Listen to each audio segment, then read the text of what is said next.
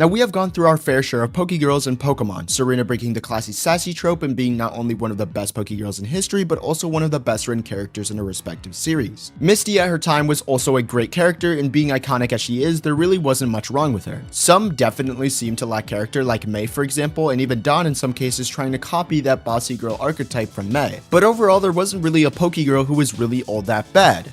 Until Journeys came around. My name is Pokey and I'm introducing the worst Pokegirl of all time, Chloe. Now Chloe as a character is, well, interesting to say the least. Let me start off by saying I don't particularly hate Chloe, but at the same time her character suffers a lot from a bunch of different factors. So let's break this all down into 3 separate categories, shall we? These categories will help highlight what makes a Pokegirl, but also what makes each one so special. But before we start, I need to explain who Chloe is and what her character is like within Journeys. So to simplify things, Chloe was one of Go's first ever friends, and they even knew each other from a pretty young age. Now as a person, Chloe somewhat struggles a lot from interacting with Pokemon. If this reminds you of a certain someone, you would be right about that, since Lily from Sun and Moon had the exact same issue. Now unlike Lily, it didn't really take too long for Chloe to really start to get attached to Pokemon, which is when she got her very first one, which was Yamper. Now I should preface by saying she didn't actually catch the Pokemon, it was instead catched by the professor, but it became more of her partner down the line, and it was because of Yamper that she really started to take a liking to Pokemon as a whole. Now sadly, this didn't last too long, since Chloe eventually caught her actual first Pokemon with the help of Go, in which she caught an Eevee.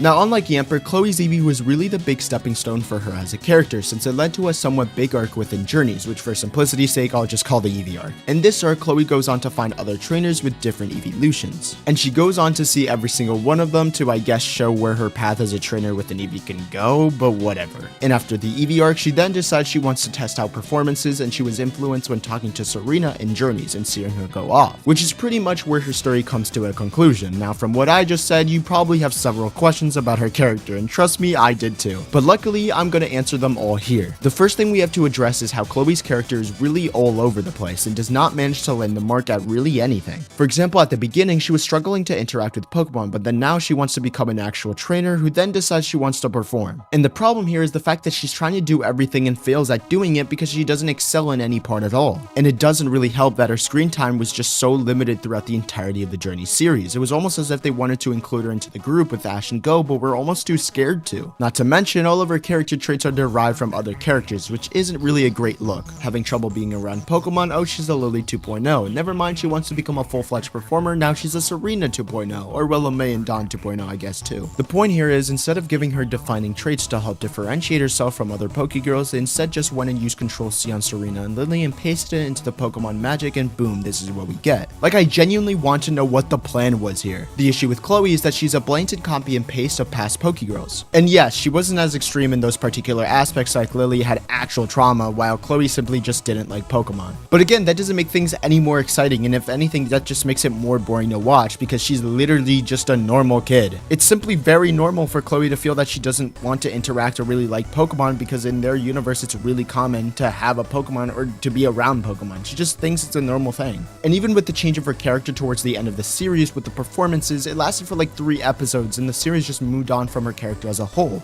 Again, it's like her character was just all over the place and they didn't really know what to do with her. She felt almost as a background character, not even like a proper side character. The reason why past Pokegirls like Lily and Serena worked so well was because they both focused on one proper goal and they did everything they could to try and reach that goal. Lily, after finally being able to touch Pokemon again, she then trains to officially become a Pokemon trainer in the league. One of her peaks as a character was bonding with her Vulpix and even managing to use a Z move in the Pokemon League against Gladion. It was very remarkable. Serena, after reaching her goal of being a proper performer, then goes on to have her best debut yet, and it doesn't stop there. In Journeys, we see how successful Serena has been and how far Lily has come as well. Something similar also happened with Go's character, but I already talked about it in my Did Go Ruin Pokemon Journeys video in the past, so if you guys want to watch that, you should. And also subscribe if you're enjoying the video so far, because I'm going to do something special for 10k subscribers, but only if you guys are subscribed to my channel. Anyways, back to the video. So now that we talked about Chloe's character and how poorly written she was, how would we change her character and fix her story arc? Well, my friends, that's where I come in. So firstly, I would have expanded more on the Eevee arc, since that really felt more original than any of the other stuff they tried to do with Chloe. The only real issue I had with the Eevee arc was that some episodes felt too dull and boring and blatantly made no sense at all. Like the Espeon and Umbreon one where she meets herself, except it's not herself, it's all weird and convoluted and overall just not very fun.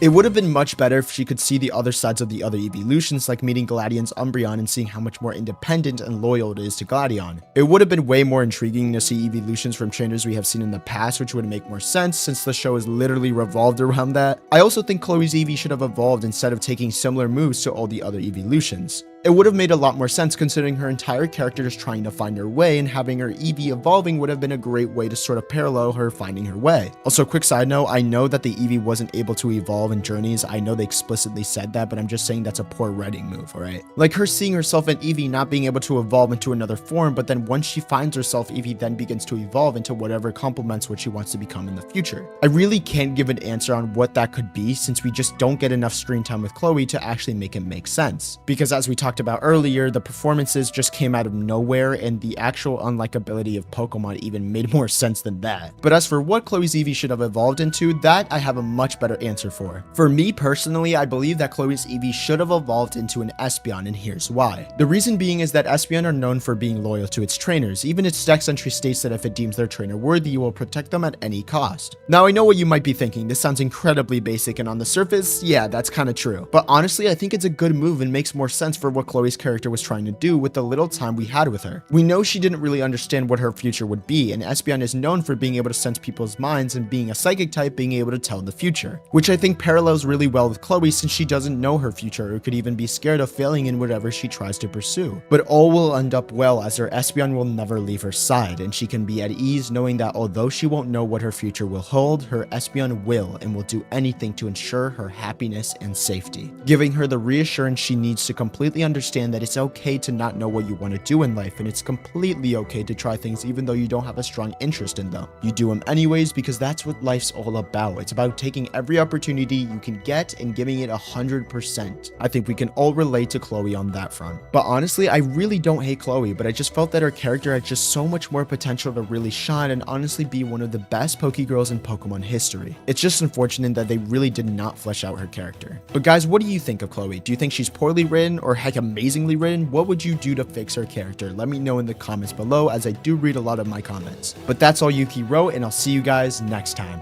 Peace.